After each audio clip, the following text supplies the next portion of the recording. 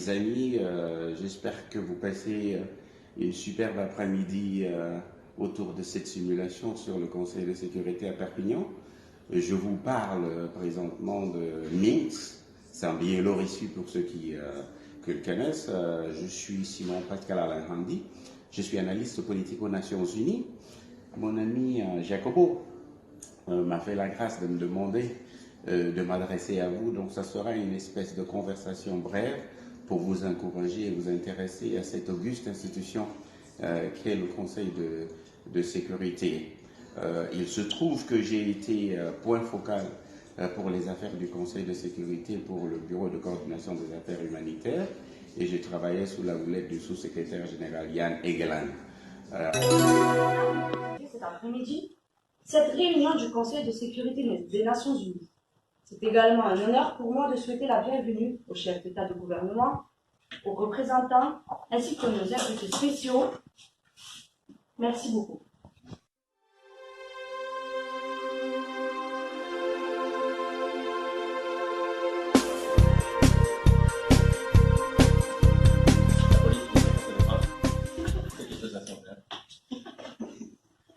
Quant à mon mortalité infantile, également les chiffres sont très exagérés.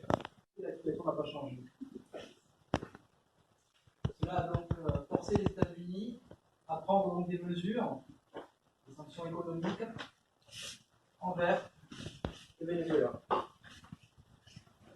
Celles-ci ont certes eu un effet considérable sur la population, mais en tant que membre de ce Conseil,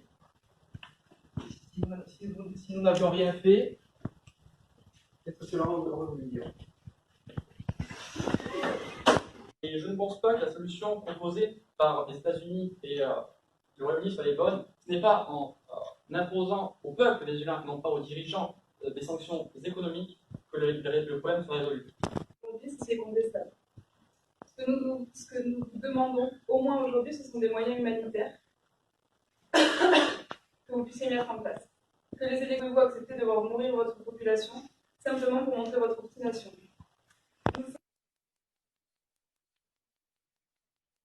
Le président Maduro, qui est présent aujourd'hui, qui, celle-ci, souffre de famine, de pénurie d'eau et de manque de soins. Donc, je voudrais imposer une solution comme quoi les deux parties peuvent se faire. Comme l'a fait par exemple au Tchad. Ça avait très bien marché parce que la pétition contestait l'élection du président Idriss Déby.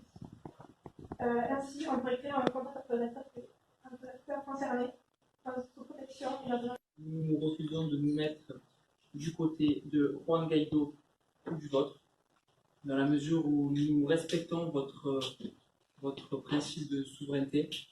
Nous estimons que vous devez régler ce litige de façon interne. C'est pour cela que nous préconisons le dialogue, la diplomatie autour d'une table. Et des droits constitutionnels.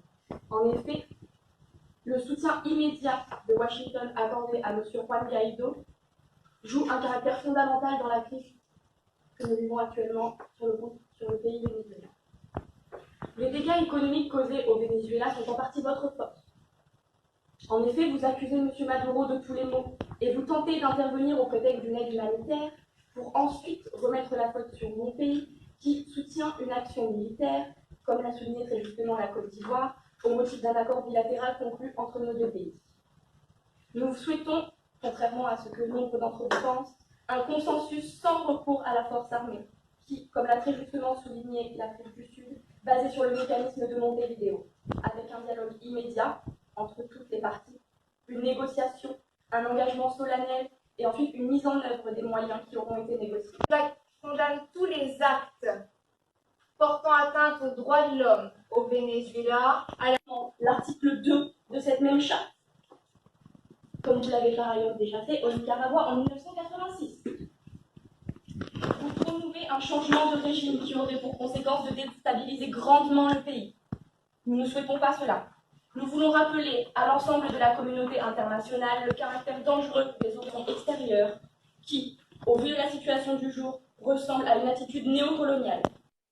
Nous nous opposons radicalement à la présence de Guaido, usurpateur, ici même. Et les entraves orchestrées par M. Maduro sont bien évidemment inacceptables. sans une menace d'usage de la force qui pourrait envenimer la situation. Il est souhaitable que cette situation cesse immédiatement. Il est très souhaitable de, en effet, laisser notre peuple, notre population choisir. Malgré seulement légitimité, mais il est élu en 2018. Vous contestez cette élection et le prétendez truqué, mais vous n'avez aucune preuve de cela. Ce n'est qu'un prétexte que vous utilisez pour justifier votre intervention. Et vous préférez soutenir mon opposant, Guaido, qui s'est autoproclamé et... Les États-Unis demandent l'acheminement sans entrave de l'aide humanitaire et une élection libre. Je vous remercie.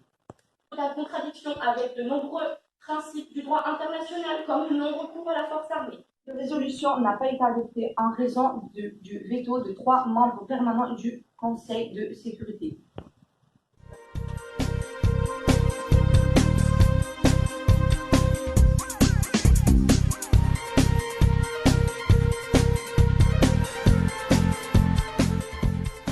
J'étais heureux de pouvoir participer, ne serait-ce que de loin, à cette noble activité.